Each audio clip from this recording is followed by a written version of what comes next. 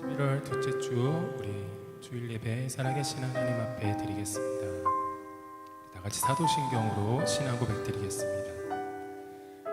전능하사 천지를 만드신 하나님 아버지를 내가 믿사오며 그 외아들 우리 주 예수 그리스도를 믿사오니 이는 성령으로 잉태하사 동정녀 마리아에게 나시고 본디오 빌라도에게 고난을 받으사 십자가에 못 박혀 죽으시고 장사한 지 사흘 만에 죽은 자 가운데서 다시 살아나시며 하늘에 오르사 전능하신 하나님 우편에 앉아 계시다가 저리로서 산자와 죽은 자를 심판하러 오시리라.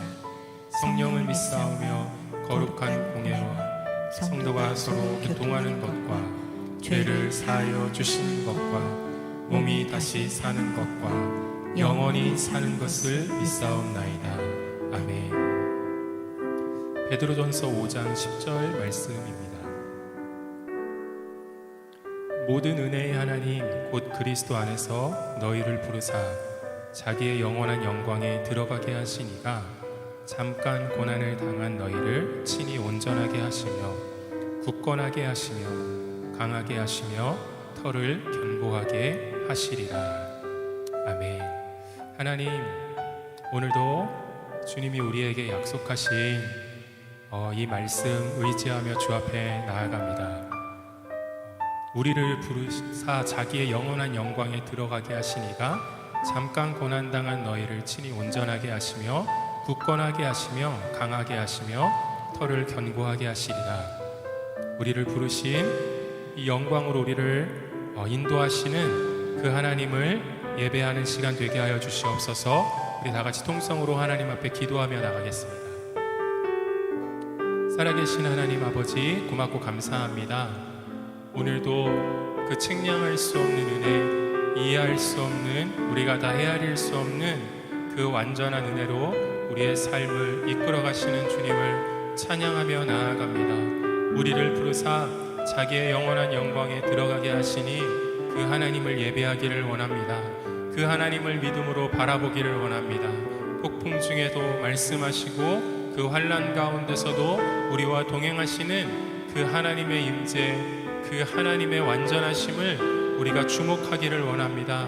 성령님, 우리의 영혼의 깊은 곳 가운데 주의 음성 듣게 하여 주시옵소서. 살아계신 하나님의 말씀이 우리의 영혼 가운데 새겨지는 시간 되게 하여 주시옵소서. 나의 모든 힘이 되신 여호와 하나님, 내가 주님을 찬양합니다. 내 모든 삶의 구원의 반석이 되시는 주님, 흔들림 없는 피난처 요새 되시는 주님을 믿음으로 바라봅니다. 성령님, 이 시간에 나의 영혼을 일으켜 세워주셔서 주의 이름을 부르게 하여 주시옵소서. 주님만을 주목하는 시간 되게 하여 주시옵소서. 주님 의지합니다. 주님 찬양합니다. 주님 예배합니다.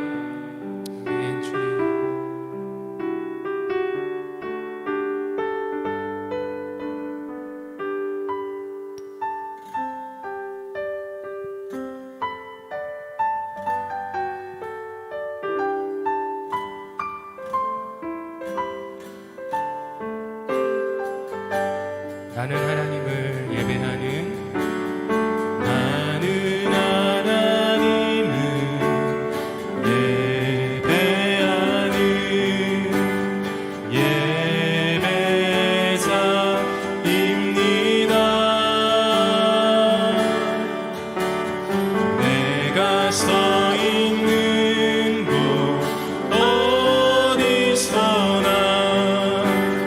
하나님을 예배하는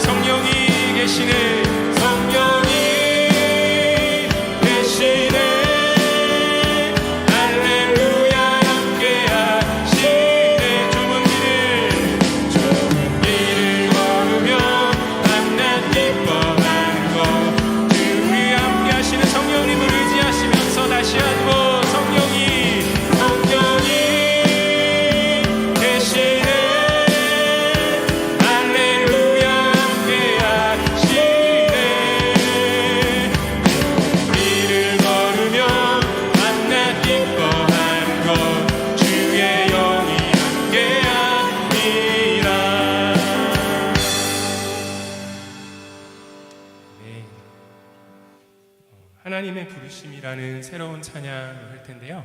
우리 가사를 또 잘 묵상하시면서 하나님 앞에 이 찬양으로 고백하도록 하겠습니다.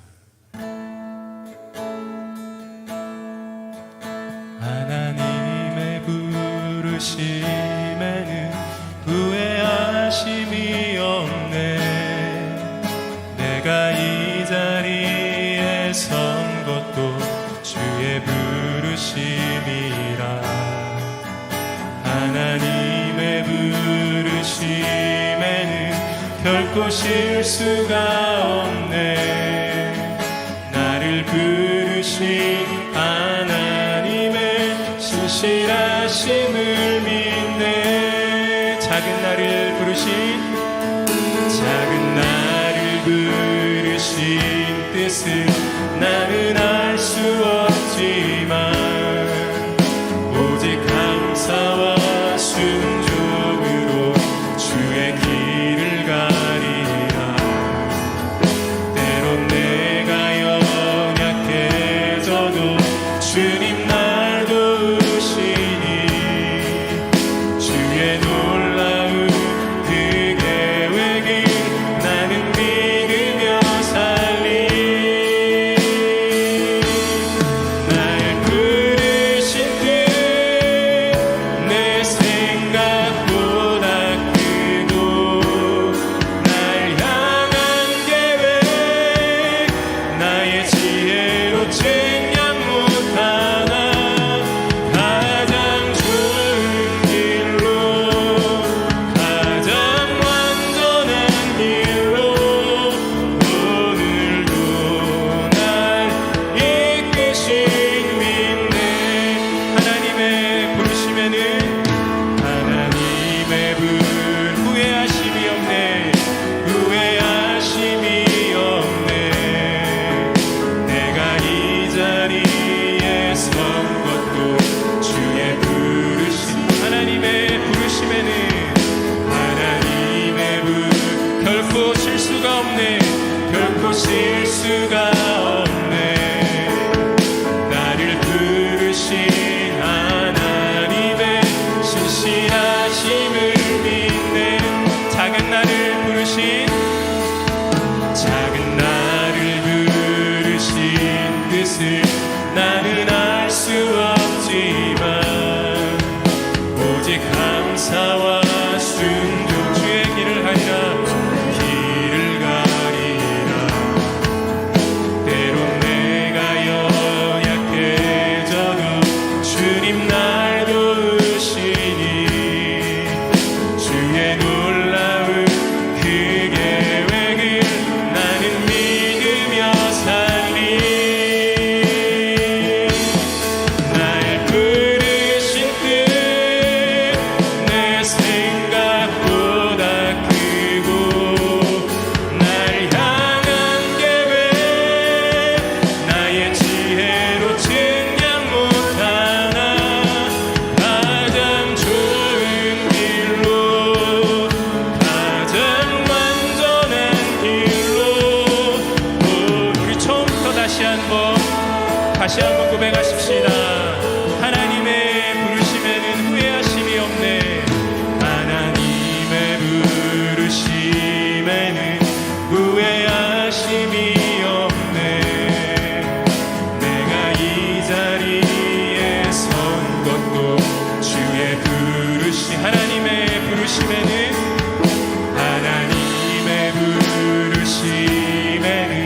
결코 실수가 없네. 나를 부르신 하나님의 신실하심을 작은 나를 부르신 뜻을 나는 알 수 없지만 오직 감사와 순종으로 주의 길을 가. 때론 내가 연약해져도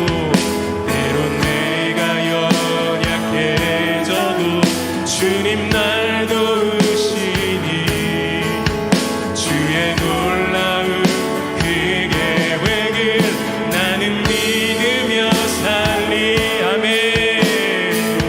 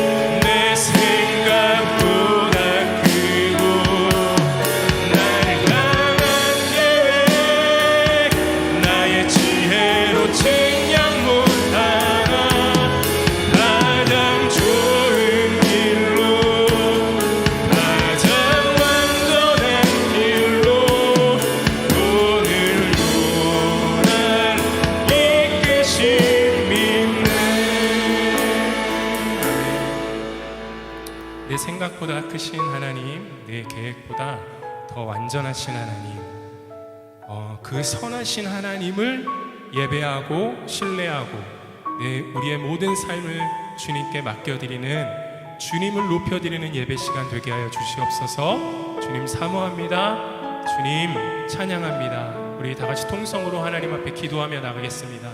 살아계신 하나님 아버지, 오늘도 우리를 부르신 그 하나님을 예배하기를 원합니다. 예수 그리스도 그 아들을 내어주시는 그 완전한 사랑으로, 당신의 그 영원한 영광으로, 오직 은혜로 우리를 초대하시는 주님을 찬양하며 나아갑니다. 내 생각보다 크신 주님, 내 계획보다 완전하신 그 주님을 신뢰하는 믿음의 자리에 서게 하시옵소서.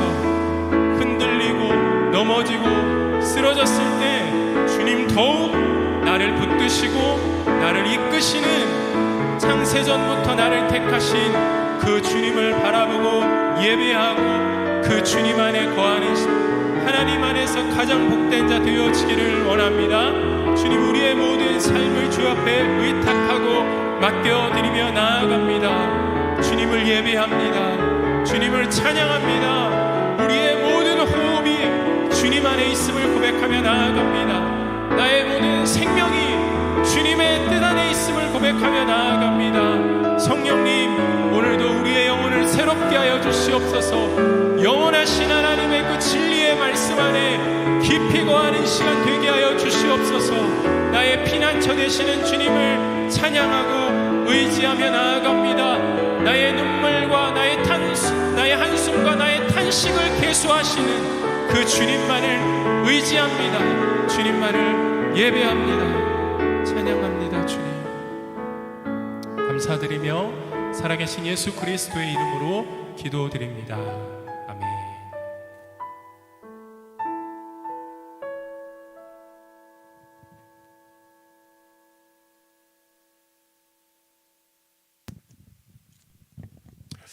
오늘 하나님 말씀은 요한복음 9장 1절부터 9장 전체인데요. 저희가 읽을 말씀은 1절부터 7절까지 우리 함께 봉독하도록 하겠습니다. 요한복음 9장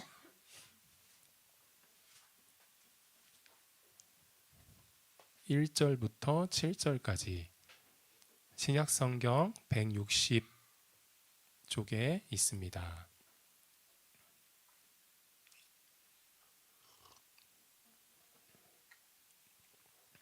요한복음 9장 1절부터 우리 7절까지 우리 한 목소리로 함께 천천히 읽도록 하겠습니다. 예수께서 길을 가실 때 날 때부터 맹인이 된 사람을 보신지라. 제자들이 물어 이르되 랍비여, 이 사람이 맹인으로 난 것이 누구의 죄로 인함이니이까? 자기니이까 그의 부모니이까? 예수께서 대답하시되 이 사람이나 그 부모의 죄로 인한 것이 아니라 그에게서 하나님이 하시는 일을 나타내고자 하심이라. 때가 아직 낮음에 나를 보내신 이의 일을 우리가 하여야 하리라. 밤이 오리니 그때는 아무도 일할 수 없느니라. 내가 세상에 있는 동안에 세상의 빛이로라. 이 말씀을 하시고 땅에 침을 뱉어 진흙을 이겨 그의 눈에 바르시고 이르시되 실로암 못에 가서 씻으라 하시니, 실로암은 번역하면 보냄을 받았다는 뜻이라. 이에 가서 씻고 밝은 눈으로 왔더라. 아멘. 요한복음 12번째 시간입니다. 고통의 발견이라는 제목으로 하나님 말씀 증거하도록 하겠습니다. 인생에서 우리가 크고 작은 고통과 고난을 만나는데 그 속에서 하나님은 우리의 인생을 어떻게 인도하시고 또 그 가운데서 어떠한 일을 행하시는지 말씀을 통해서 살펴보는 시간 갖도록 하겠습니다. 예수님과 제자들이 길을 가시다가 날 때부터 앞을 보지 못하는 사람을 보았습니다. 나면서부터 앞이 보이지 않는 것만 해도 서럽고 비참한 일인데, 오늘 요한복음 9장에 보면 그의 집이 경제적인 형편이 그리 넉넉하지 않았나 봐요. 아니, 가난했던 것 같아요. 그 탓으로 인해서 그는 길거리에서 남에게 손을 벌릴 수밖에 없는 그런 거린으로 살고 있었습니다. 그렇게 해야만 생계를 유지했던 것 같아요. 제자들이 그를 보면서 안타까웠는지 예수님에게 이런 질문을 합니다. 랍비여, 이 사람이 맹인으로 나는 것이 누구의 죄로 인함이니까? 자기니까? 그의 부모니까? 당시 유대인들은 그들의 종교와 전통 안에서 이런 절망적인 고통과 고난이 인생 가운데 찾아온 이유를 그의 죄 혹은 부모의 죄 때문이라고 해석하는 그런 신앙의 틀, 세계관을 가지고 있었습니다.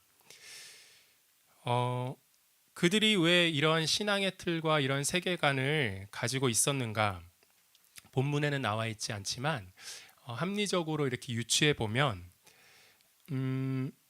그렇게 직접적인 원인을 알아야만 그 어마어마한 고통과 고난의 이 문제를 체념하고 받아들일 수 있고, 또 그것으로 인한 괴로움을 어느 정도 상쇄할 수 있기 때문이었다라고 생각합니다.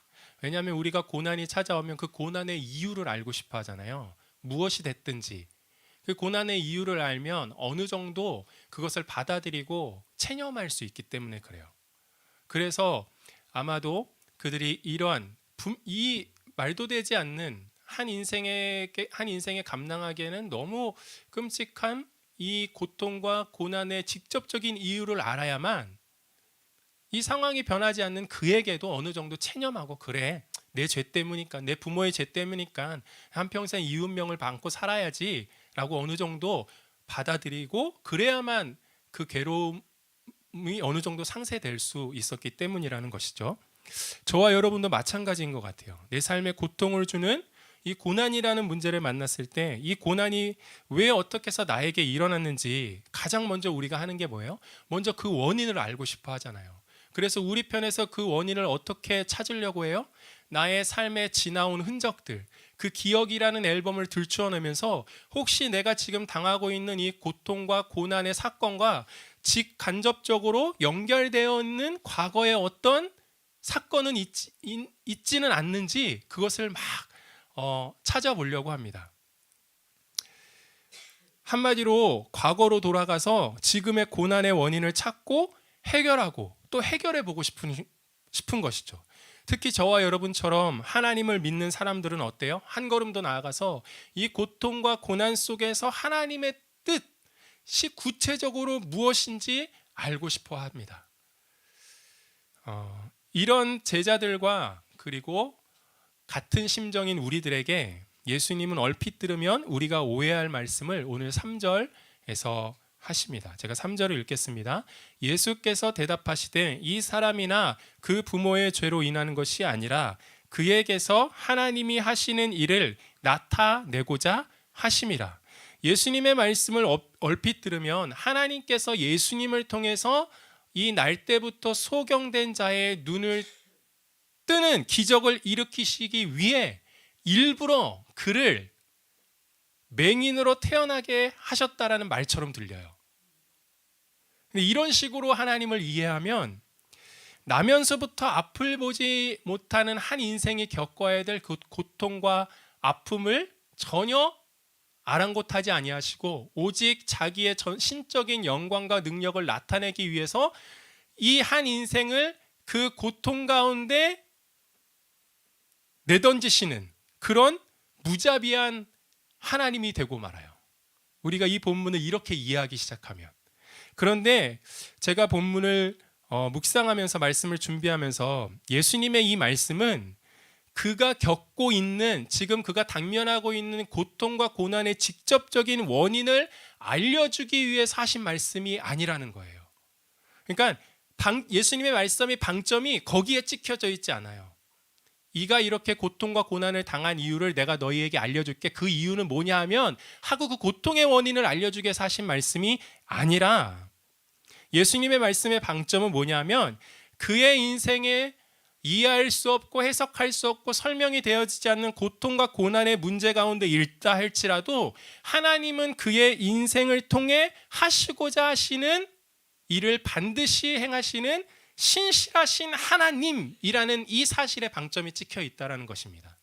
고통의 원인이 아니라 그의 삶을 통해서 하나님이 하시고자 하시는 일을 반드시 이루시는 신실하신 하나님이라는 여기에 말씀에 초점이 있다는 거예요. 사랑하는 여러분, 우리가 우리의 인생 가운데 때로는 초대하지도 않았던 그런 고통과 고난의 문제를 만날 때가 앞으로도 찾아올 수도 있어요. 그런데 그 상황 속에서 하나님 우리에게 이 고통이 찾아온 이유는, 원인은 이것이야, 혹은 이 고통을 통한 나의 구체적인 나의 뜻은 이것이야 라고 하나님은 알려주시지 않아요. 거의 대부분.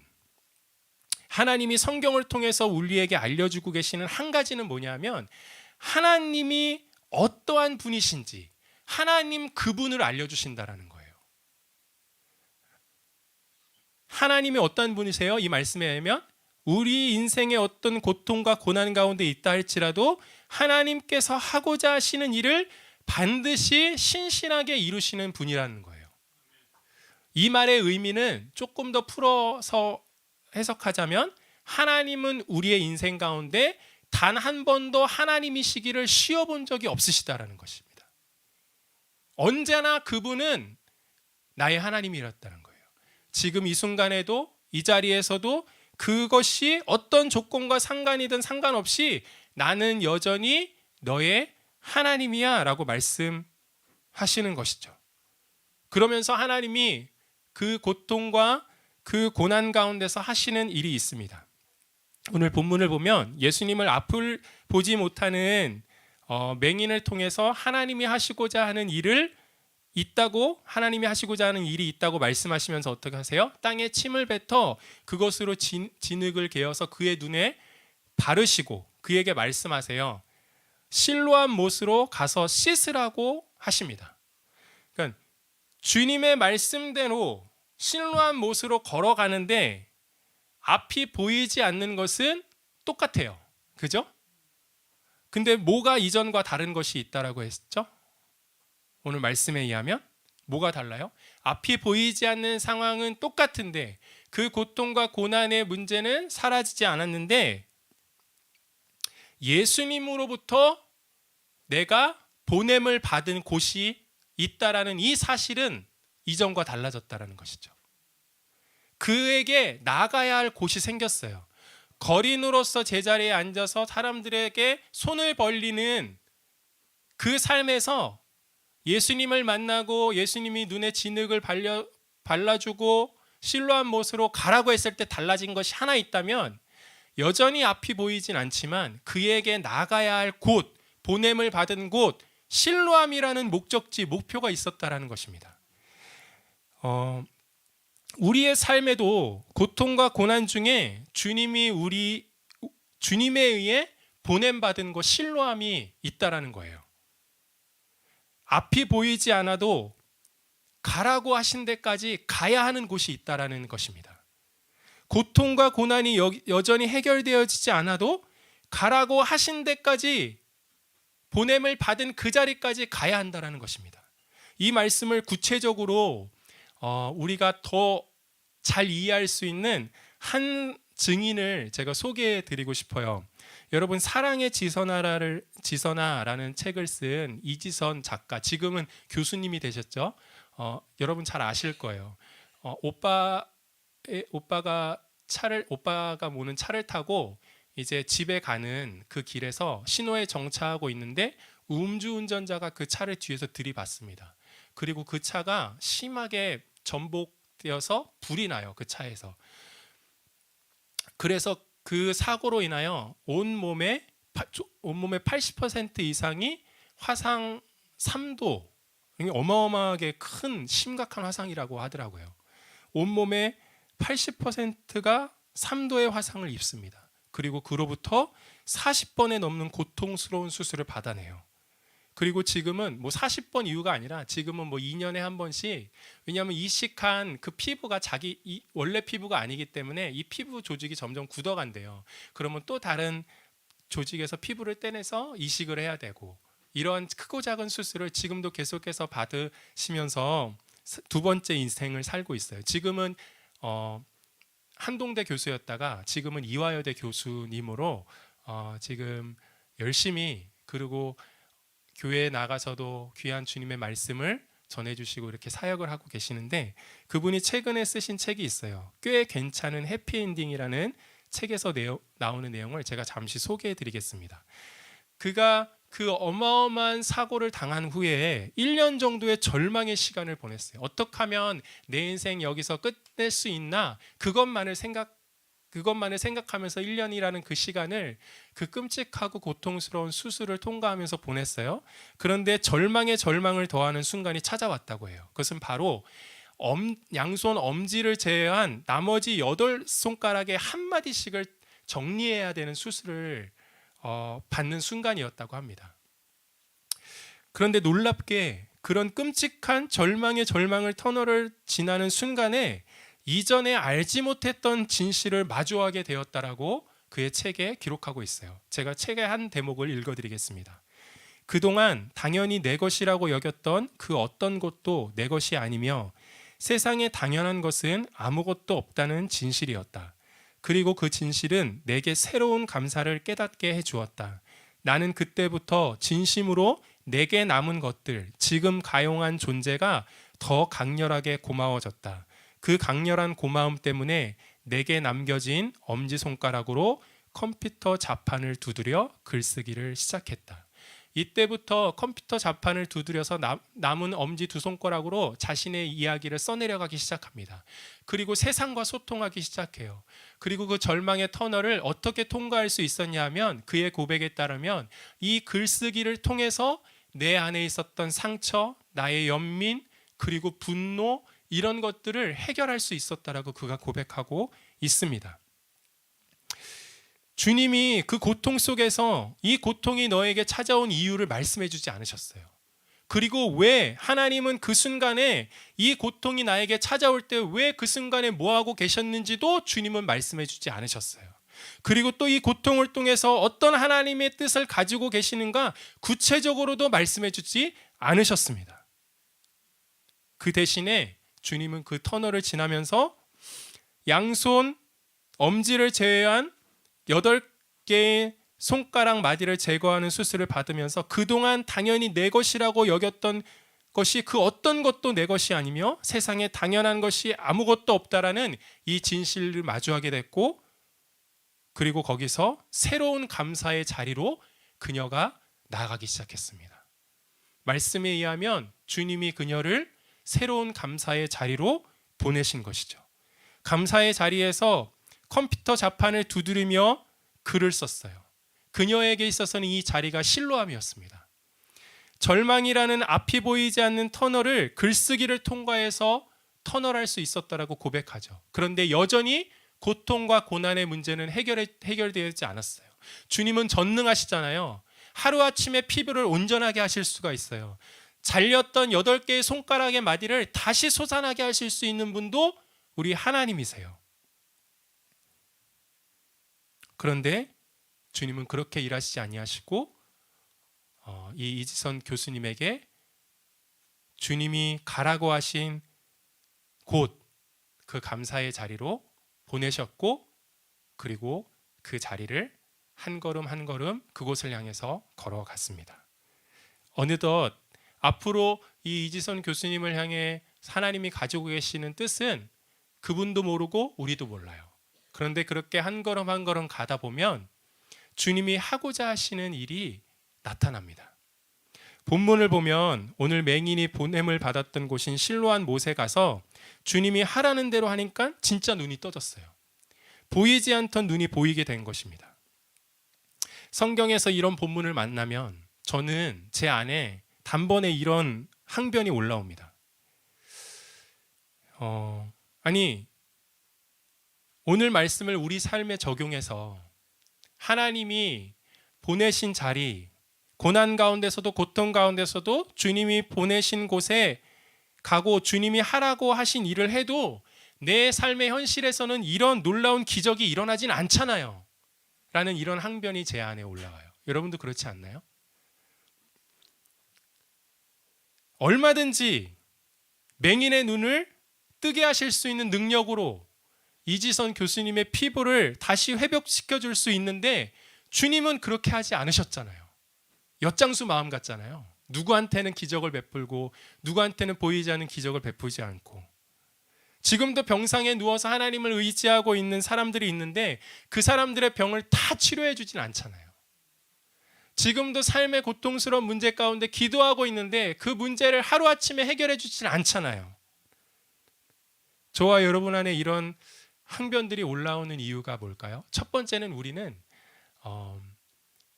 우리 눈앞에 보이는 것만 볼 수 있는 연약한 인간이라는 이 한계를 가진 인간의 실존을 가지고 있기 때문에 그래요. 두 번째 이유는 뭐냐면 다니엘서 3장 17절 18절 말씀을 제가 읽겠습니다.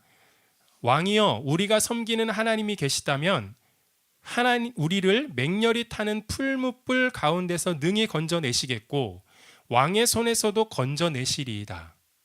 그렇게 하지 아니하실지라도 왕이여, 우리가 왕의 신들을 섬기지도 아니하고 왕이 세우신 금 신상에게 절하지도 아니할 줄을 아옵소서.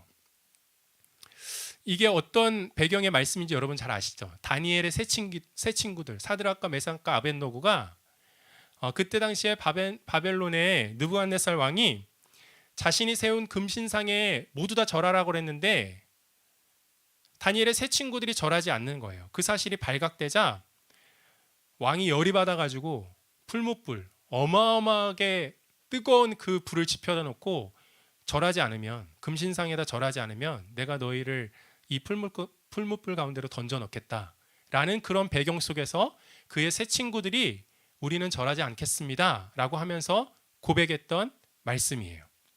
고통에 답하다라는 책에서 이 저자이신 팀 켈러 목사님은 이 부분을 이렇게 설명하고 있습니다. 새 젊은이가 신뢰한 건 하나님일 뿐이다. 새 젊은이가 신뢰한 건 하나님일 뿐, 그분이 행하실 일들에 대한 그들 자신의 제한된 이해가 아니었다. 세 사람에게는 하나님이 이 모든 상황에서 건져주시리라는 내면의 확신이 있었다. 하지만 그들은 하나님의 뜻을 제대로 알고 있다고 자부할 만큼 오만하지 않았다. 인간이 눈꽃만한 지혜로 내린 판단에 따라 행하실 의무가 하나님께 전혀 없음을 꿰뚫고 있었다. 다시 말해 그들이 신뢰한 대상은 하나님 그분 자체이며 주님이 행해 주시길 기대하는 어떤 일들이 아니었다. 저를 포함해서 저도 항상 그런 것 같아요. 많은 분들이 하나님을 믿는다라고 하지만 사실은 하나님 그분을 향한 신뢰가 아닌 경우가 많습니다. 그러니까 믿음의 대상이 하나님이 아니라 믿음의 대상이 뭐예요? 내가 기대하고 바라는 결과만, 내가 가장 좋다고 생각하는 내용일 경우가 대부분이다라는 거예요. 우리가 하나님 그분 자체를 신뢰하기보다 하나님 그분 자체를 신뢰한다라는 말의 의미는 뭐냐면 십자가에서 우리를 향한 사랑을 확증하신 하나님을 신뢰한다는 말이에요. 하나님이 우리를 향한 결론은 뭐냐 하면 그리스도를 우리를 위하여 대신 십자가의 죽으심에 내어주심으로 우리를 향한 하나님의 사랑을 확증하셨다. 이게 하나님이 우리를 향한 전 인생을 향한 결론이에요. 아멘이신가요? 이게 하나님 그분 자체를 신뢰하신다라는 거예요. 그런데 그 하나님 그분 자체를 신뢰하기보다 내가 기대하고 바라는 결과들을 더 신뢰하게 되면 우리는 우리의 인생에 만난 고통과 고난 가운데서 제 자신을 보니까 두 가지의 덫에, 사단의 덫에 빠지게 되더라고요. 하나는 뭐냐면 하나님을 향해서 분노가 일어나요. 하나님을 미워하게 돼요. 아니면 그러한 인생의 결과를, 고통의 이유를, 원인을 찾다가 자기 자신에게 돌리게 돼요. 나의 형편없음, 나의 부족함, 그래서 자신을 혐오하게 되어지게 되는 것이죠. 이 둘 중에 하나인 사단의 함정에 빠지게 됩니다. 내 인생에 내가 원하는 결과가 눈에 보이지 않게 나타났어요. 개척 목회를 시작했는데 버티고 살아남는 것만 해도 은혜인데 감사할 것들이 수두로 빽빽이거든요. 그런데 사람이 오지 않는다고 해서 이 예배의 공간이 적막하다고 해서 이 상황을 보고 절망하고 낙심하는 거죠. 그러다 보면 하나님을 향해서 원망과 그리고 하나님을 미워하게 되고, 하나님은 내 삶 가운데 저 인생만 특별히 선택하시고 저 인생만 특별히 신경 써주시고 나는 그냥 뭐 이 정도 은혜만 베푸시는 분이지라고 생각하게 되더라고요. 그리고 그 생각이 어떻게 이어지는 줄 아세요? 내가 살아온 흔적들이 있잖아. 내가 여지껏 인생을 어떻게 살았는데 내 부족함, 내 한계, 내가 얼마나 부족한 존재인지 내가 아는데 하면서 스스로 자기 자신을 정서적으로 학대하고 미워하고 혐오하게 되어집니다. 여러분, 우리가 하나님 그분을 신뢰하지 않고 그분 자체, 그분 그 사랑에 주목하지 않고 지금 당장 내가 원하는, 내가 기대하는 것이 내 인생에 나타나기를, 그것을 더 우리가 신뢰하고 믿을 때 우리는 사단의 함정에 빠질 수 있다는 것입니다. 오늘 본문을 끝까지 따라가다 보면 맹인이 실로암에서 실로암 못에 가서 눈을 뜨는 것이 주님이 그에게 하고자 하시는 일의 전부가 아니었음을 우리가 알 수 있습니다. 눈을 뜨는 그 일, 그 기적, 그 이상이 있다라는 거예요. 이것이 주님이 하고자 하시는, 그에게 진정 주님이 하고자 하시는 일이었어요. 오늘 본문을 살펴보면 맹인이 눈을 뜨고 곧바로 바리새인들에 의해서 끌려가서 신문을 받습니다. 왜냐하면 예수님이 이 맹인의 눈을 고쳐주신 날이 안식일이에요. 유대인들은 예수님이 안식일에 병을 고쳐주시는 일을 행한다고 해서 안식일을 지키지 않는 자가 어떻게 그리스도냐, 어떻게 하나님의 아들이냐고 비난하고 힐난하고, 그리고 예수님을 미워하고 정죄하고 이 시점 돼서는 예수님을 죽이려는 음모를 꾸미고 있었습니다. 그래서 날 때부터 맹인인 그가 예수님에 의해, 그것도 안식일에 눈을 떴다는 소식을 접하는 순간 바리새인들이 열을 받아서 그를 잡아갔던 것입니다. 그가 자신을 신문하는 바리새인 종교 지도자들에게 설명을 해요. 이렇게 해서 내가 눈을 떴다. 그런데 그들이 듣고도 인정하지 않아요. 왜냐하면 인정하는 순간 어떻게 돼요? 예수님의 권위와 그리고 사람들이 예수님을 바라보는 그 인기와 그 존경과 그 칭송이 더 높아질 것이 분명하기 때문이었죠. 그래서 그를 신문하다가 안 되니까 그의 부모를 불러다가 신문합니다. 그런데 그의 부모가 그가 날 때부터 맹인인 것은 맞는데 어떻게 내 자녀가 눈을 뜨게 됐는지는 알지 못한다. 내 아들에게 직접 물어보라고 그렇게 얘기합니다. 그렇게 한 이유가 있어요. 오늘 말씀에 보면은 그 이유가 무엇이냐면, 누구든지 예수를 그리스도로 시인하는 자는 유대인의 공동체 회당에서 출교하기로 결정되었기 때문이다라고 말씀이 가르쳐주고 있습니다. 여러분, 당시 유대인의 사회는, 유대 공동체에서 출교당하면 당장에 먹고 살 그 일이 없는 거예요. 그러니까 유대인의 공동체에서 출교를 당하잖아요. 그럼 어떻게, 유대인의 사회에서 어떻게 살아가야 될 일이 막막해지는 거예요. 그래서 출교 당하기가 무서워 자기의 아들이 어떻게 눈을 떴는지 그 사실을 알면서도 분명하게 말하지 않은 거예요. 그러자 바리새인들이 그를 불러다가, 그 당사자인 눈을 떤 그 소경을 불러다가 똑같은 질문을 합니다. 너의 눈을 뜨게 하신 분이 예수라는 사람이 맞느냐? 똑바로 말해라. 근데 이 말하면 어떻게 돼요? 자기가 어떠한 처지에 처할지 불보듯 뻔히 알죠. 예수님을 인정하면 출교당할 것이 불보듯 뻔합니다. 여러분 같으면 어떻게 하시겠어요? 어차피 눈은 떴겠다. 그죠? 눈은 평생을 날 때부터 소경으로 태어났기 때문에 할 수 있는 것이 남에게 손 벌려서 얻어먹는 것밖에 없어요. 배우지도 못했고, 그렇다고 부모가 경제적으로 뒷받침할 수 있는 비빌 언덕이 되는 것도 아니고, 살만한 미천이 아무것도 없어요. 그냥 눈만 뜬 거예요. 근데 생각해 보면 내가 여기서 눈 떴다라고, 나의 눈을 떠준 분이 그분이다라고 인정하면 나는 여기서 출교당할 텐데 앞으로 살 길이 막막한 거죠.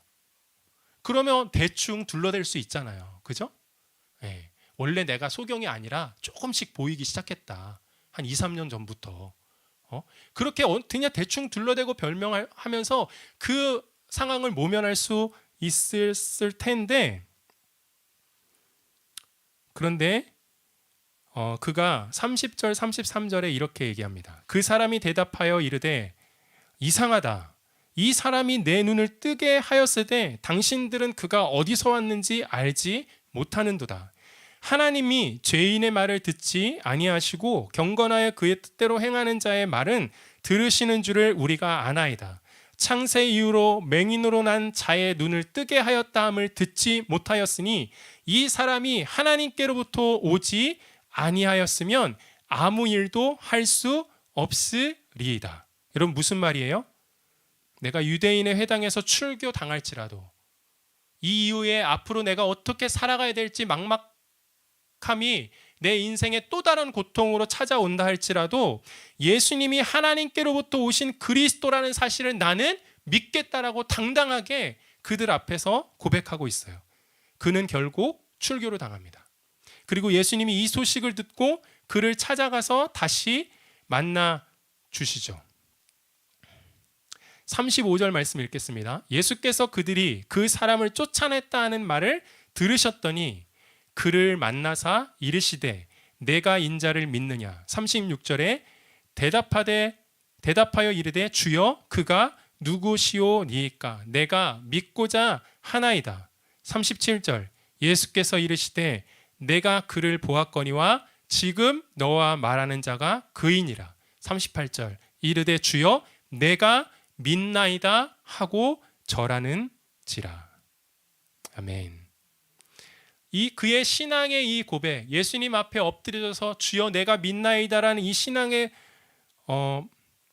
고백은 단순히 입술로만 하는 고백이 아니라 앞으로 내일 내가 어떻게 살아가야 될지 모르는 그 막연한, 내일이 보장되어 있지 않는 그 내 삶 전부를 진짜 내 모든 것을 걸고 예수님께 맡기겠다라는, 예수님이 내 삶의 주인이십니다. 나의 그리스도이십니다.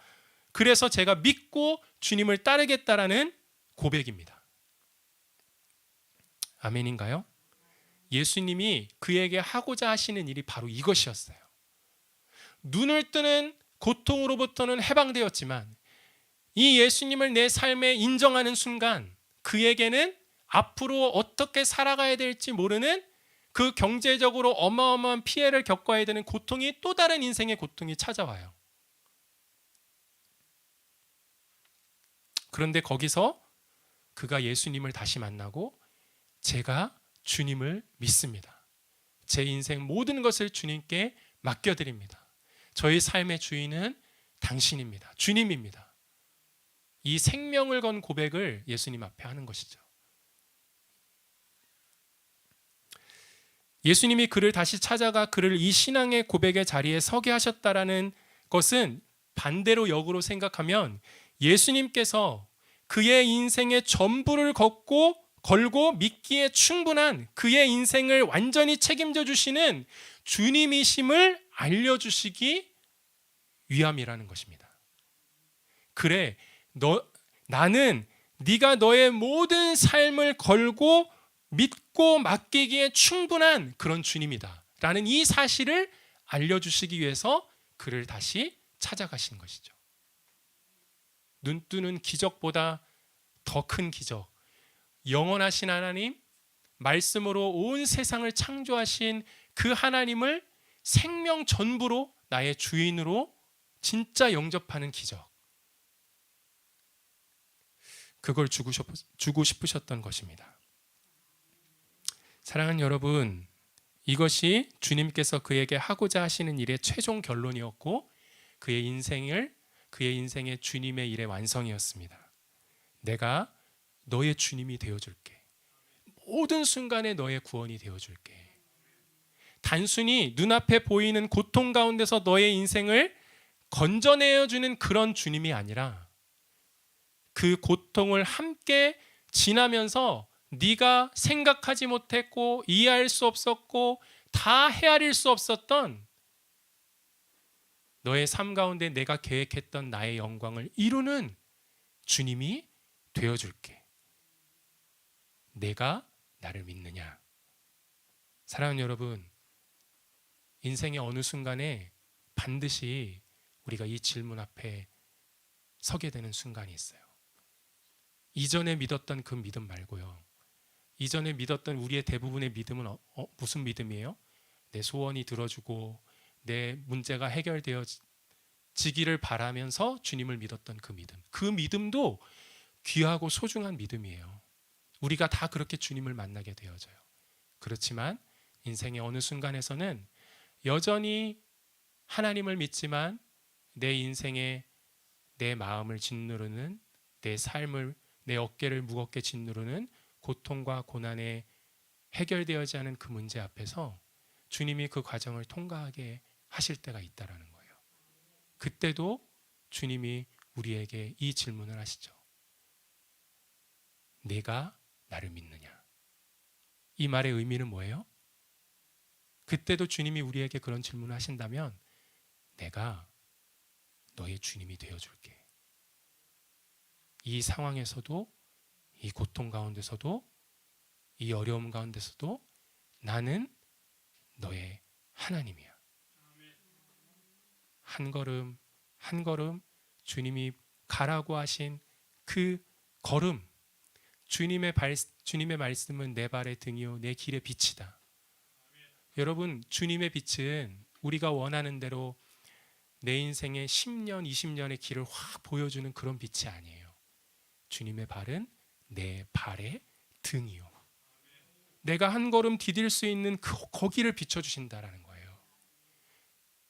우리는 답답하고 우리는 괴롭죠. 우리는 막막함을 느끼죠. 그런데 그 길을 걸을 때 이전에 내가 평소에 들었지만 내 귀에만 들렸던 주님의 말씀이 내 영혼에 깊이 새겨지는 시간이 되는 것입니다.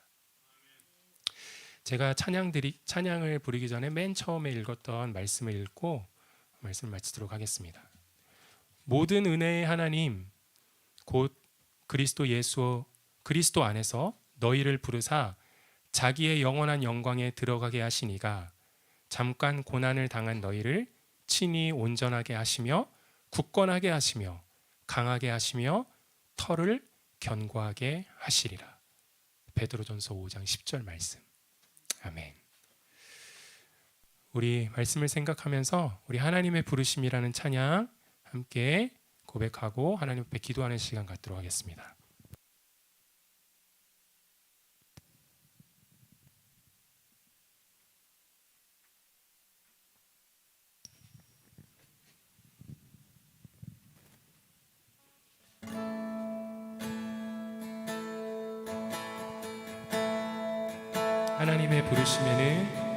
하나님의 부르심에는 후회하심이 없네.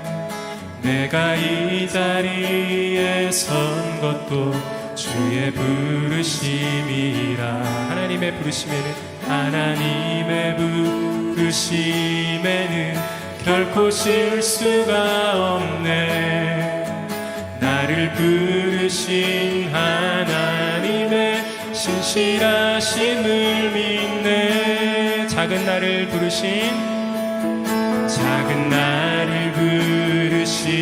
뜻을 나는 알 수 없지만 오직 감사와 순종으로 주의 길을 가리라. 때론 내가 연약해져도 주님 날 도우시니 주의 놀라운 그 계획을 나는 믿으며 살리.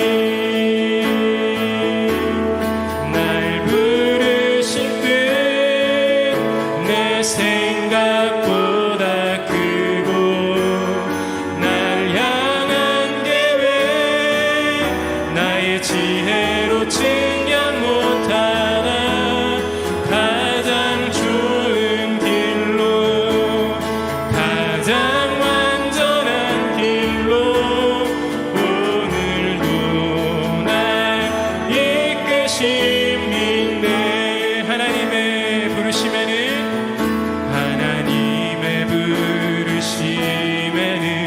후회하심이 없네.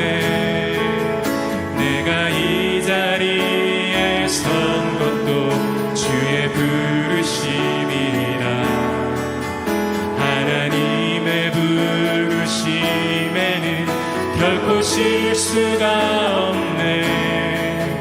나를 부르신 하나님의 신실하심을, 작은 나를 부르신 뜻을, 작은 나를 부르신 뜻을 나는 알 수 오직 감사와 순종으로, 오직 감사와 주의 길을 가리라. 주의 길을 가리라. 때론 내가 연약해져도 주님 날 도우시니 주의 놀라운 그 계획을 나는 믿으며 살리. 날 부르신 뜻 내 생각보다 크고 날 향한 계획 나의 지혜로 측량 못하나 가장 좋은 길로 가장 완전한 길로 오늘도 날 이끄신 믿네. 날 부르신 뜻 내 생각보다 크고 날 향한 계획 나의 지혜로 측량 못하나 가장 좋은 길로 가장 완전한 길로 오늘도. 다시 한번 우리 믿음으로 고백하십시다. 날 부르신 뜻 내 생각보다 날 향한 계획 나의 지혜 측량 못하나 가장 좋은 길로 가장 완전한 길로 오늘도 날 이끄심 믿네. 아멘. 아멘.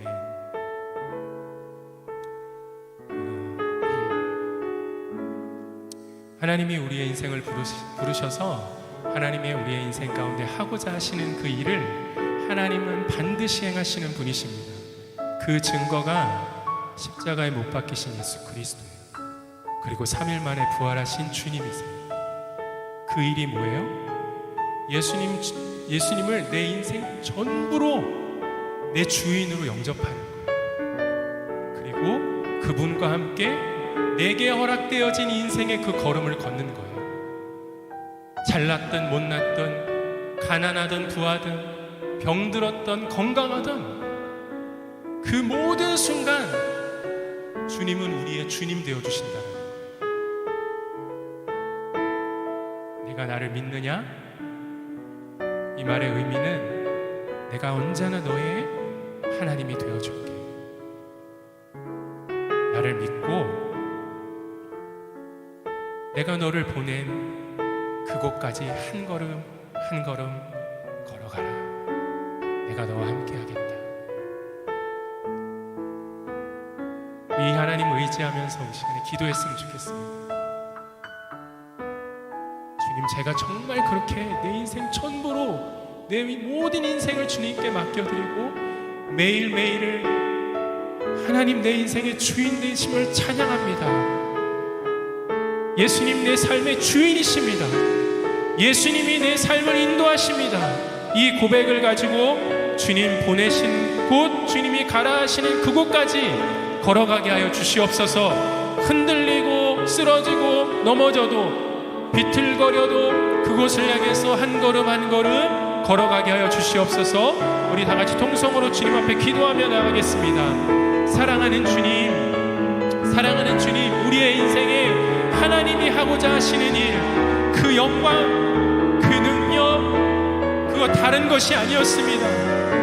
내 인생 전부로 주 예수님을 나의 주인으로 영접하고 실제로 내 모든 삶의 모든 상황을 주님께 의탁하고 주님께 맡겨드리고 주님이 보내고 주님이 가라고 하신 그곳까지 한 걸음 한 걸음 걸어가는 것이었습니다. 때로는 우리의 삶이 찾아오는 그 고통과 고난의 무게 앞에서 우리가 지치고 우리가 쓰러지고 우리가 넘어졌다 할지라도 그 고통과 그 고난이 금방 내 눈앞에서 해결되어지지 않는다 할지라도 주님이 내 인생 전부를 이끌어 가시면서 하고자 하시는 일이 있음을 주님 고백하며 나아갑니다. 이 믿음이 필요합니다. 주님, 이 믿음이 필요합니다. 예수님이 내 인생의 주인이라는 이 믿음, 예수님을 신뢰하는 믿음이 필요합니다. 주님, 눈물을 낸 것만큼 한숨 짓고 탄식하고 쓰러워져서 괴로워하는 것만큼 그 시간들을 통하여 주님, 남들이 이해할 수 없는, 남들이 다 알 수 없는 내 영혼 가운데 새겨넣으시는 하나님의 놀랍고 신비한 은혜가 있음을 고백하며 나아갑니다. 이 과정을 통과하면서 주의 거룩한 성령께서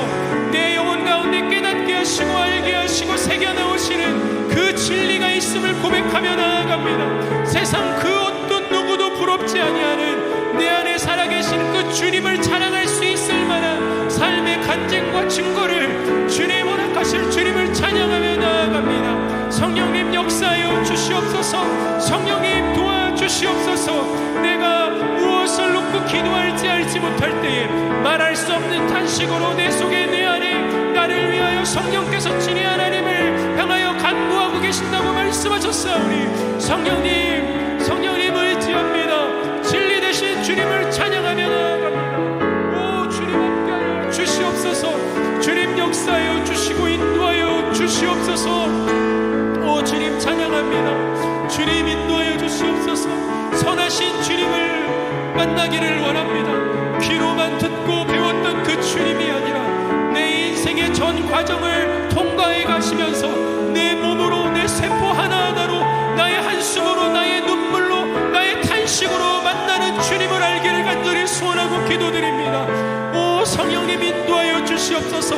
살아계신 예수님을 만날 수 있도록 주님 역사하시고 인도하여 주시옵소서. 지식에 넘치는 그리스도의 사랑을 알게 하여 주시옵소서. 십자가의 놀라운 복음의 비밀을 깨닫게 하여 주시옵소서. 그 놀라우신 하나님의 은혜와 사랑을 경험하게 하여 주시옵소서. 오 주님 찬양합니다. 오 주님 찬양합니다. 주님 찬양합니다.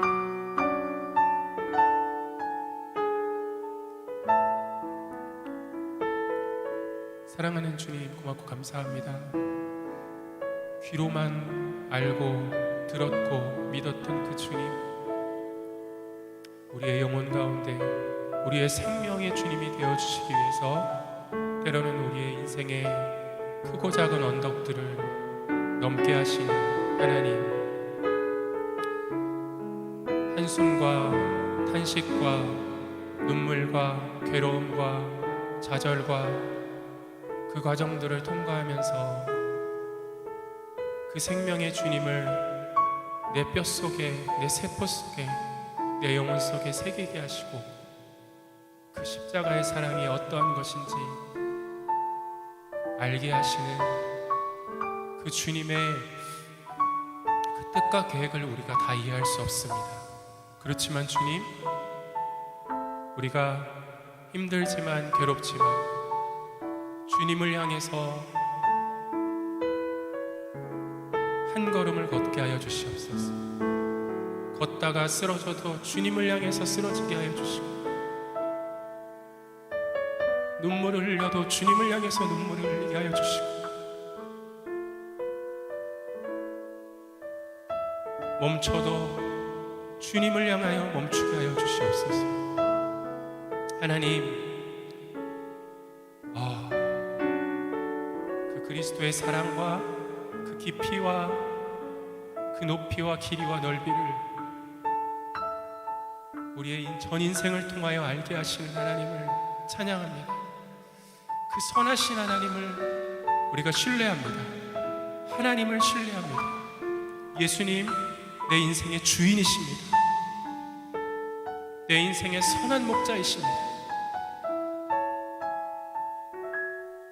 아멘. 주님, 감사드리며 살아계신 예수님의 이름으로 기도드립니다. 아멘.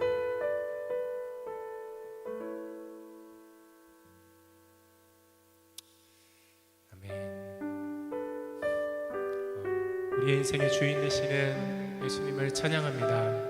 하나님이 하고자 하시는 그 영광을 반드시 이루실 신실하신 하나님을 찬양합니다. 선한 목자 되신 주님을 찬양합니다. 제가 드린 예물 위해서 기도하고 축도로 예배를 마치도록 하겠습니다. 하나님, 고맙고 감사합니다. 예수님, 내 인생의 주인이심을 그 고백을 우리의 영혼 가운데 새기시는 또 그 믿음의 자리로 우리를 초대하시는 하나님, 우리를 너무나도 사랑하고 계시는 그 하나님의 사랑, 그 사랑을 다시 한번 고백할 수 있도록 인도해 주신 것 감사합니다. 하나님, 주님 앞에 예물 드렸습니다. 이 예물이 하나님이 기뻐하시는 곳에 사용되어질 수 있도록 주님 축복하여 주시옵소서. 지금은 우리 주 예수 그리스도의 은혜와 하나님 아버지의 영원하신 사랑과 보혜사 성령님이 언제나 우리와 함께 하시는 역사가 우리 사랑하는 귀한 성도님들의 영혼과 그리고 개인, 가정, 자녀들 그리고 하시는 모든 일과 범사 위에 지금부터 영원토록 함께 있기를 간절히 축원하옵나이다. 아멘.